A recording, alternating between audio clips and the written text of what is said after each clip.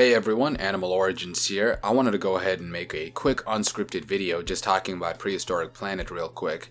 Now, this was a nature documentary series that came out on Apple TV, I think last week, and it was directed by Jon Favreau, who did work on Iron Man as well as Jungle Book and Lion King.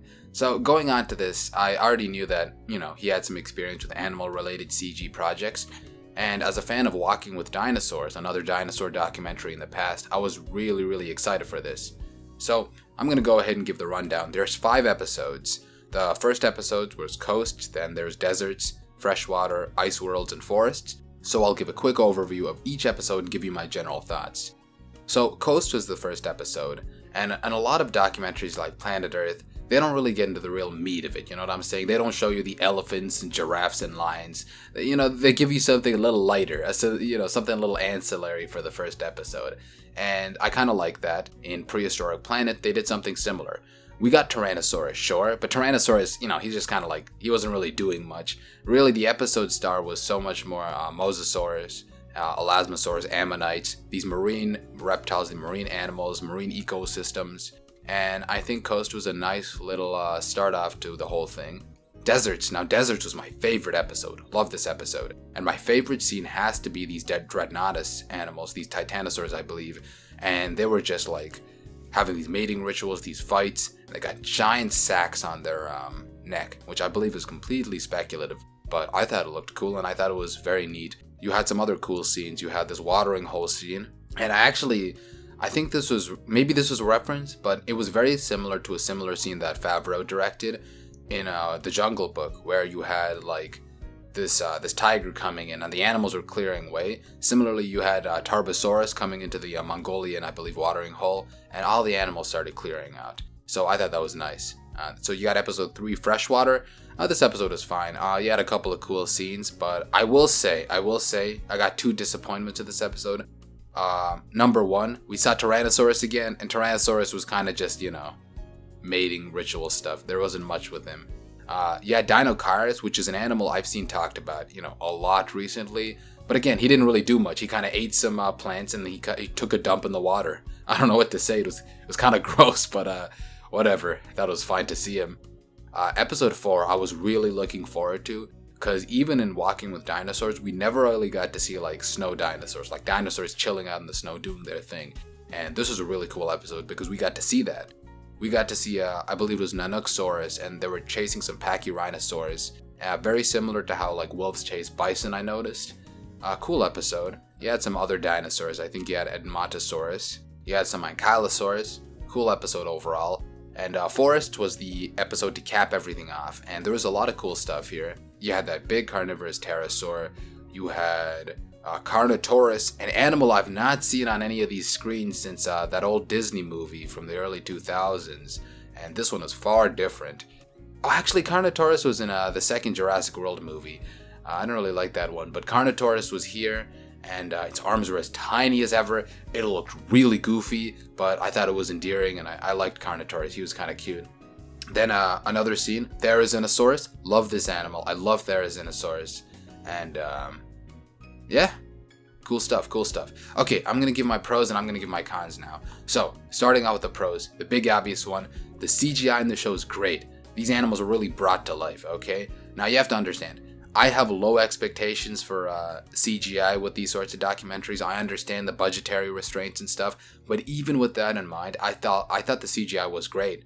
Some of these dinosaurs, the feathered dinosaurs look fantastic. The scaly dinosaurs were highly textured. It was very good. And the other thing is the dinosaurs behaved like real animals. Now, I know a lot of people, they just hate Jurassic Park with a burning fiber, especially in the paleo community. But I understand why that's the case, but I like those movies. I think they're comfy, okay? And, the dinosaurs did what they had to do in the movies to be movie monsters, but, dinosaurs are not movie monsters. They're just animals, so they behave like real animals. And so let's go into the cons, okay? This is a big con I want to bring up, and that's the limited scope of this series, in that there's just one time period. And I believe it takes place all during 66 million years ago. Which is weird because I don't think Velociraptor lived during that time, but I think you can sort of extrapolate its range and say, why not? Sure, whatever. I don't care too much. But, that's the thing. Walking with Dinosaurs, and I hate to compare these shows over and over again, but Walking with Dinosaurs, we saw the whole legacy, the chronology, the story of these animals, from their humble beginnings, all the way to their demise. And this was just a snapshot. But dinosaur history is just so much bigger than what this show represents. You got all sorts of dinosaurs. We didn't even see Stegosaurus. Unfortunate, but you can't really do Stegosaurus 66 million years ago. And I think the show would have benefited considerably from expanding the time range. And that brings me to another con. We really just saw like a couple, it's just dinosaurs and like pterosaurs. Honestly, it's just dinosaurs and pterosaurs. Which, yeah, if you're gonna show anything, show them. I have no problem with that, right? But where are like more of the mammals? Where's like the crocodilian? Some people have brought up there's no crocodiles. Where are the other types of prehistoric animals that lived during this time? You don't have to put a spotlight on a single one of them, right? But if you put like just a couple crocodiles in the freshwater episode, it would have benefited considerably in fleshing out the prehistoric world you're trying to describe. You know what I'm saying? And I think those would be nice. And if you would set some episodes during the Triassic, for example, this would be so easy to do. You have some of these remnants from the bygone Paleozoic era, the Dicynodonts. You got these weird-looking reptiles from the Triassic. You get a spotlight at so many of these animals, but again, when you limit it to the late Cretaceous, you kind of limit the scope. And again, I'll play devil's advocate. If you're gonna choose any time period, yeah, you choose the late Cretaceous. That's when the big boys are there, right? So I can't fault it too much. And it's gotta be my biggest flaw with the thing. So I'll bring up some smaller flaws, smaller criticisms, if you will. And that's that I mentioned before that the dinosaurs behaved like real animals, but I felt at times that the show was a little too subdued. What I mean by that is like there was just not a lot of dino action. Again, I'm not asking for a Hollywood blockbuster, but I'm just gonna say it, okay? And I might be a bad person. Maybe I'm the pop sci guy, okay? Maybe I'm the consumer, okay? Maybe I'm the soy boy, if you will, all right? But somebody's got to say it, and I'm gonna speak for the normies, okay? I'm gonna speak for them, okay? I wanted T-Rex versus Triceratops. I wanted T-Rex versus Triceratops, man. And we didn't get to do that. You know how that makes me feel? This is the second time, mind you. This is the second time, by the way, this has happened to us, all right? In Walking with Dinosaurs, we saw Triceratops. A lot of people don't notice. They think, oh, just Torosaurus. No. Triceratops was in that show, but it was the aftermath. Tyrannosaurus was eating a Triceratops carcass, and the same exact thing happens here. We got jiffed out of a Triceratops I'm malding, dude. I'm so angry.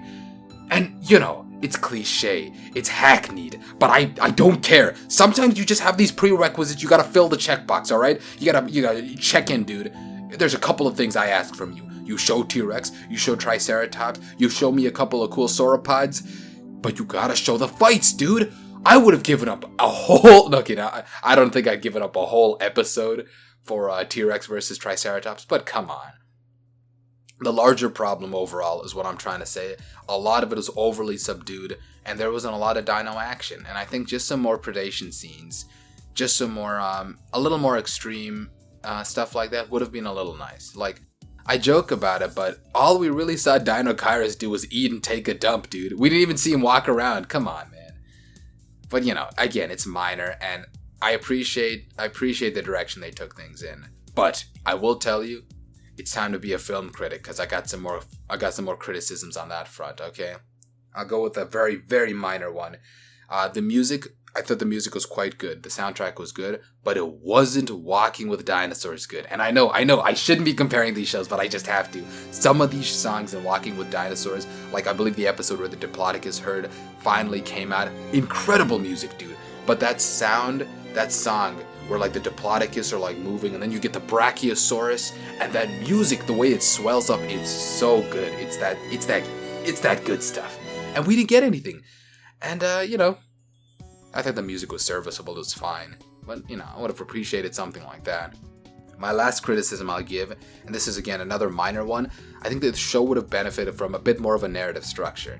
Now, I understand you were taking a much more like a Attenborough, BBC Earth nature documentary approach with this, But even in those documentaries, there was oftentimes sort of like you get storylines running. A mother's trying to feed her children. You got these big predator-prey, rivalries going on. And I don't think we really saw anything like that. The closest I saw was the Nanoxaurus chasing down the Pachyrhinosaurus. There was a bit of a prolonged struggle there. And I think the show would have benefited from some more self-contained narratives. But I understand, given the limited time frame, they did what they did. And I know I've been negging on the show a whole bunch, but I just want to reassure everybody, I really like this show.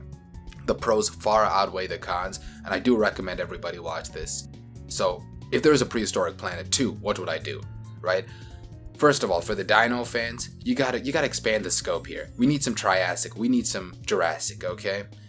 But me personally, I want you to go straight into the Cenozoic. This show did a great job of exploring all of these underrepresented animals, okay? And showing them in such a realistic, cool way. And we got to see some of these Cenozoic animals get these loves, like the Uintatherium. I want to see that. I want to see these early Eocene, Paleocene mammals brought to life.